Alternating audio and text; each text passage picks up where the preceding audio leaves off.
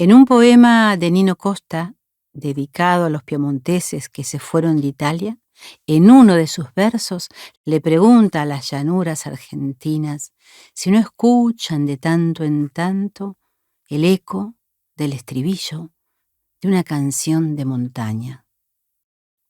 Y claro que sí, podríamos responderle. Tantas veces hemos escuchado esas voces cantando en la sobremesa, sobre el mantel de las mesas de los nonos y las nonas, aquella canción de montaña acerca de la tierra que habían dejado atrás.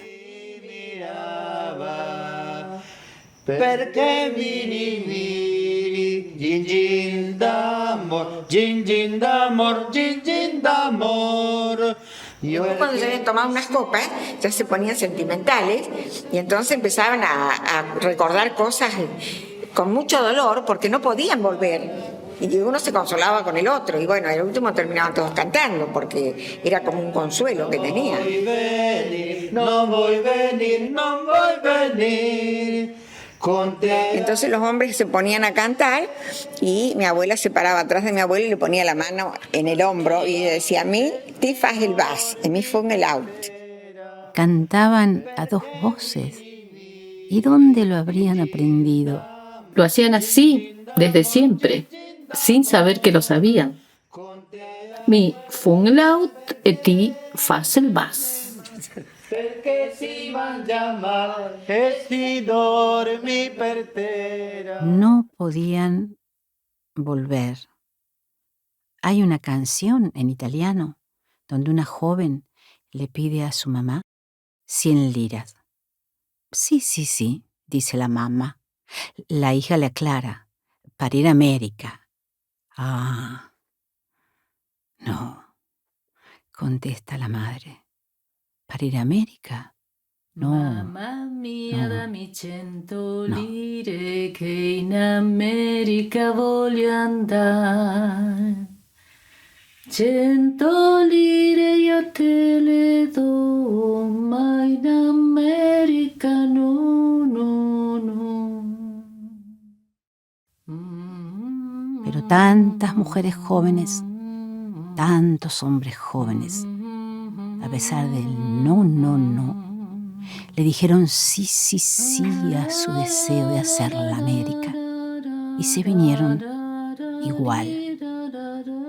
Después, en aquellas sobremesas, evocaban la tierra lejana con nostalgia y alegría, con un poco de vino, más alegría, más nostalgia. Quizás dimos una versión un poco romántica sobre el sentido del canto, la sobremesa, el mantel, la nostalgia, el vino. A veces hacía falta una nona con carácter para poner orden. Yo quiero comentar que mi abuela materna, yo nací en Castelar y viví con mis abuelos paternos siempre, pero la última que falleció, o sea que la disfruté hasta, bueno, ya me había casado cuando la abuela falleció. Y era una mujer de mucho carácter, mucho carácter.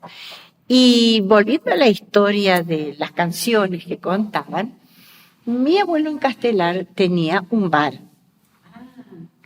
Entonces, parece que a la noche todos se juntaban, ¿no es cierto? Y terminaban con las clásicas canciones, ¿no es cierto? Que hablábamos antes. Y el nono, que se llamaba Tomás, y le decían Tumalín, el nono Tumalín se unía al grupo, se iba a cantar, iba a tomar y no se iban nunca. Entonces, la nona, que era de mucho carácter, debajo del mostrador tenía un palo y me los corría a todos. Entonces, el nono a la cama y nosotros a su casa. La nona me venía a visitar y cuando se iba decía, es bueno, basta el trabajo y la salud. Que la barba faita. No hacía falta otra cosa. Hay que ver cómo resuena todavía un refrán en piemontés, casi intraducible. Basta la salud, el trabajo, la barba recién afeitada. A veces, con los refranes, pasa lo mismo que con las canciones de montaña. Llega el eco de la voz de tu nona diciéndolos, y llega la ocasión de usarlos otra vez. Si te los acordás, claro. Basta la salud. Me acuerdo. La salud, Basta el trabajo. el trabajo, la salud, Basta el trabajo y la salud. en la barba faita. Basta el trabajo, la salud y la barba faita. A él no le hicimos el coro. No le hicieron el coro, ahora ya hacen el coro. Ahora te hicimos el coro a vos. Basta el trabajo, la salud, en la barba faita. Ciao, ciao, ciao, Morena bella, ciao. È prima di partire, un bacio ti voglio dare. Un bacio alla mia mamma e l'altro al mio papà. La nona, debajo del mostrador, tenía un palo. Ciao, ciao, ciao. Y me los corría a todos. Entonces, el nono a la cama y nosotros a su casa. En las conversaciones que compartimos, había un nombre, dos nombres, que volvían una y otra vez. El de Pepe Fruso y su mujer, Nina. La historia de amor empezó en San Francisco. La historia de Pepe, como inmigrante, mucho antes, decidió venirse a la Argentina en tiempos de posguerra.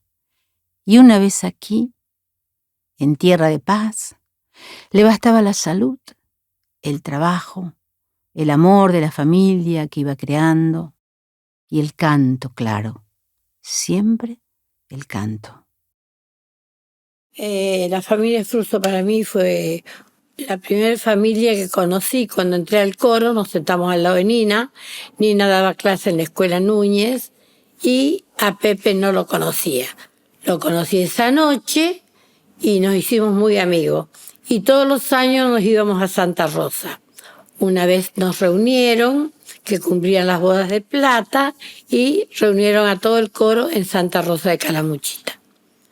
Ahí una noche, ya después tarde, con Juan Bruno, Estela Damia, la señora de Bruno, y Eli de Willinger, empezó a contar la historia. Estuvimos hasta las 4:30 de la mañana. Así que ya te digo, de Pepe hay un montón de cosas que contar. No, de Pepe Fruso, yo 20 años atrás, cuando me metí en la cantata piemontesa y a hurgar con la piemontesidad, uno de los primeros personajes que conocí es Pepe Fruso. Me contaba alguna anécdota de esto, de lo otro, y una de las que más me impactaron fue cuando los mandan a la guerra, el límite con Rusia, y bueno, todos tenían trajes especiales los demás, y ellos los mandaron así 42, 43 grados bajo cero. Lo mandaron a manejar un tanque de guerra y no sabía, o tenía que ir a la aviación, y se entre morir en un tanque de guerra y la aviación, se fue a la aviación. Entonces el segundo, el tercer día, ellos empezaron a estar mal, los tuvieron que llevar a enfermería. Y la guerra continuó y pasó el tiempo y los únicos 2 sobrevivientes, o 2 o 3, fueron ellos que estaban en enfermería. Los demás murieron todos, muertos, congelados. Y cuando los soltaron, los dejaron con la ropa que tenía de invierno, botas, porque hacía mucho frío. ¿Y qué hacer? Se vinieron caminando. 3 sobrevivientes, él y un tal Menegón y un tal Prelasi.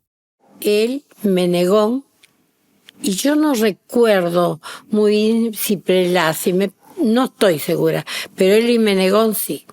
Y venían caminando por los campos y bueno, y cambiaban la ropa a lo mejor por un plato de comida o por alguna cosa así. Y llegaron con muy poca ropa puesta. La gente los ayudó mucho. La gente les daba de comer y todo. Y resulta que a él lo habían dado por muerto.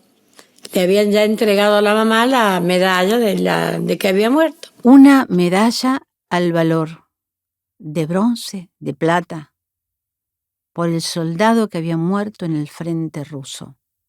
Esa medalla acuñando toda la tristeza de la mamá que había perdido un hijo en la guerra. Cuando llegaron a Saluzzo, que era el pueblo de Pepe, le decían: no entré, vine a patria tu acá que te dices mort, ma no mi son pa mort, mi son civil, pero tu amare la medalla que estás mort, va pa que familia tu amare del barú que fa.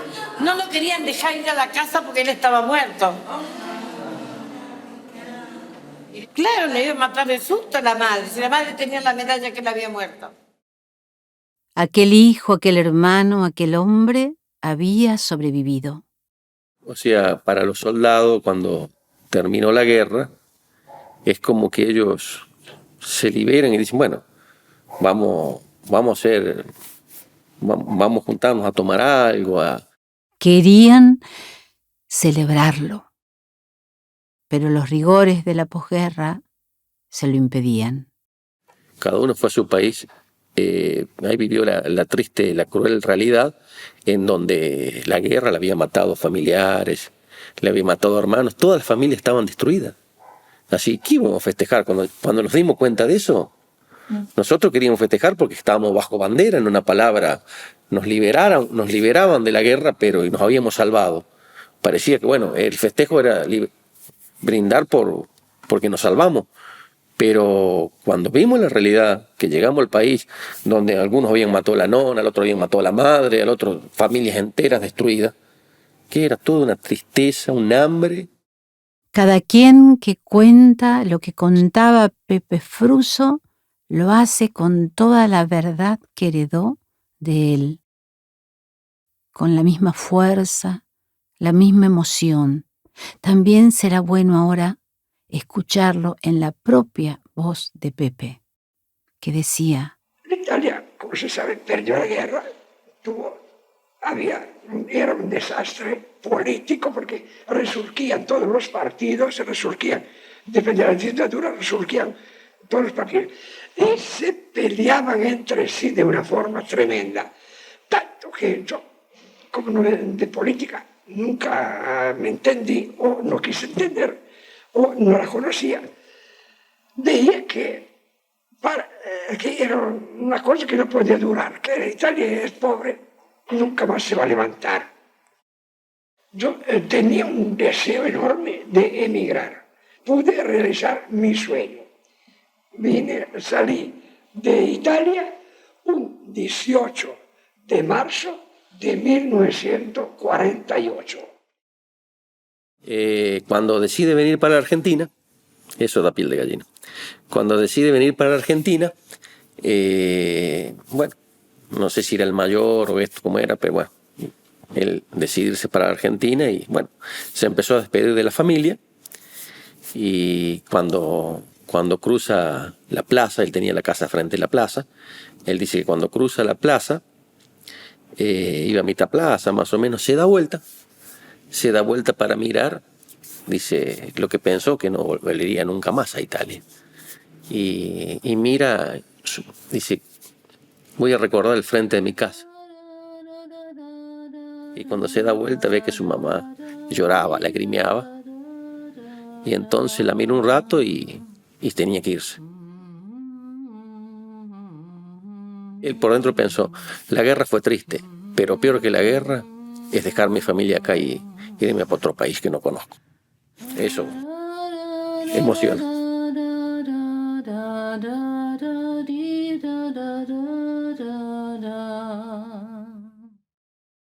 ¿Por qué Pepe Fruso había elegido emigrar a la Argentina, entre la correspondencia que tenía la familia, había cartas de un pariente de su padre que había emigrado a América y que vivía ahora en Las Piures, cerquita de San Francisco. Empezó a escribirle, le contestó que lo esperaba. Se despidió de su casa, de su madre, tomó el barco, llegó a Buenos Aires, tomó el tren y bajó en la estación de San Francisco.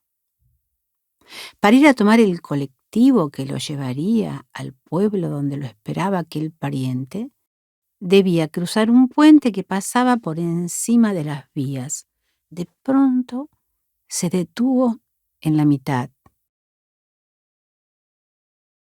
Allí, mirando el horizonte, debió tomar, seguramente, aquella decisión, la de quedarse en esta ciudad para siempre.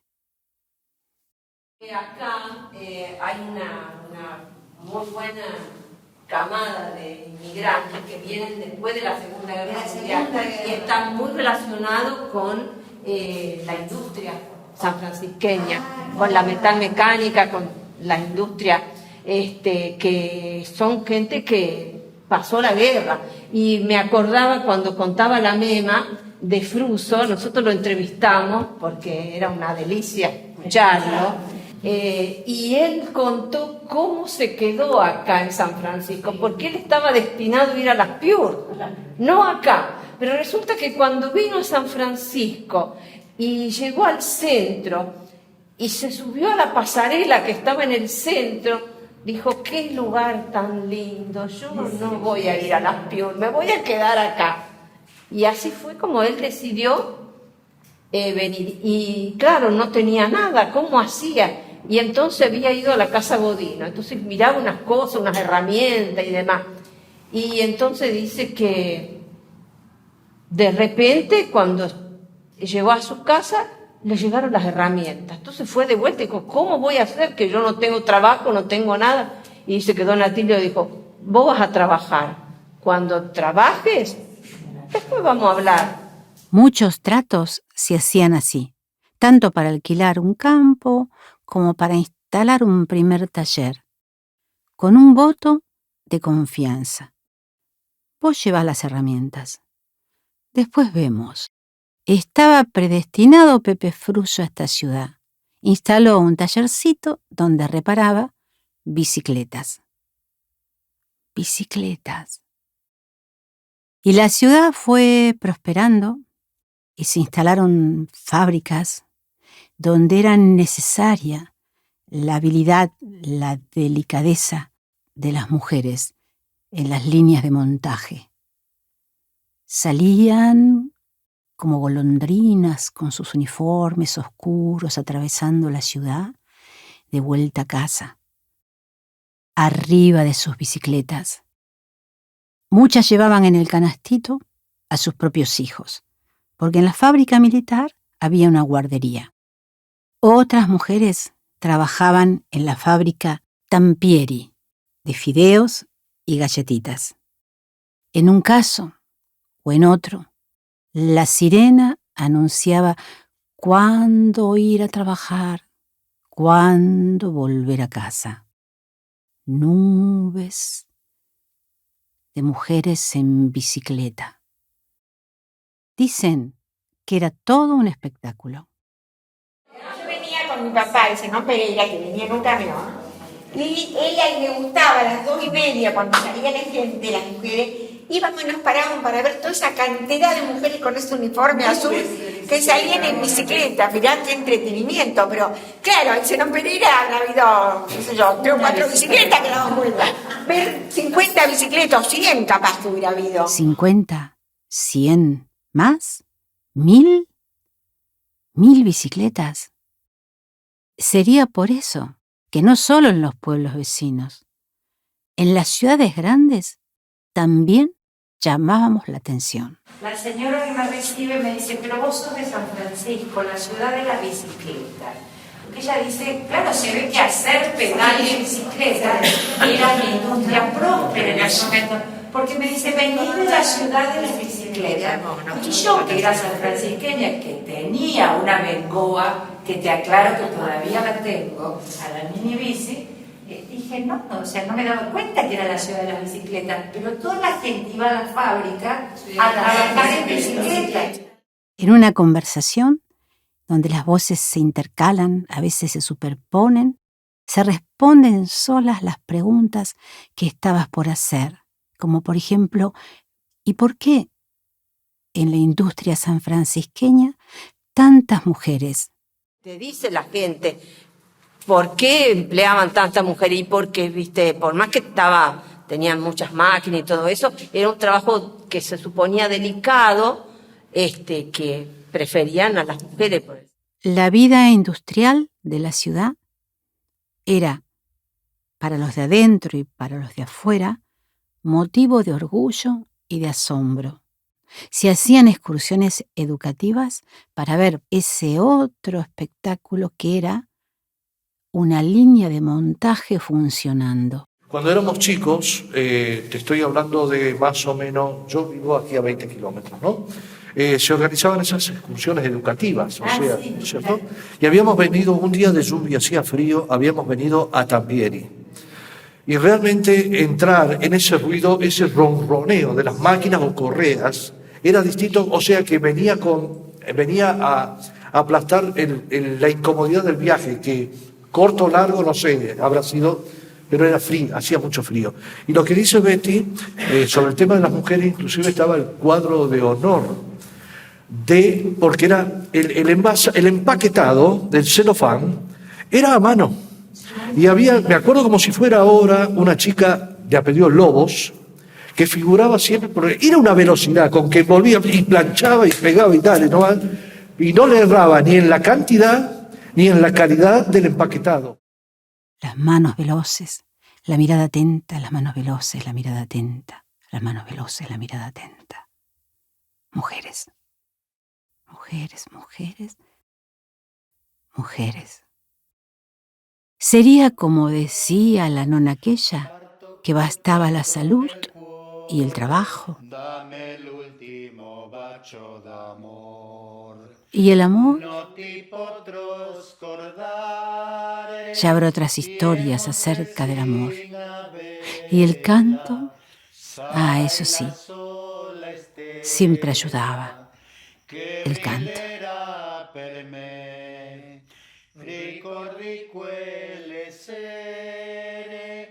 Passate al Valentino, col biondo studentino che ti stringeva sul cuore.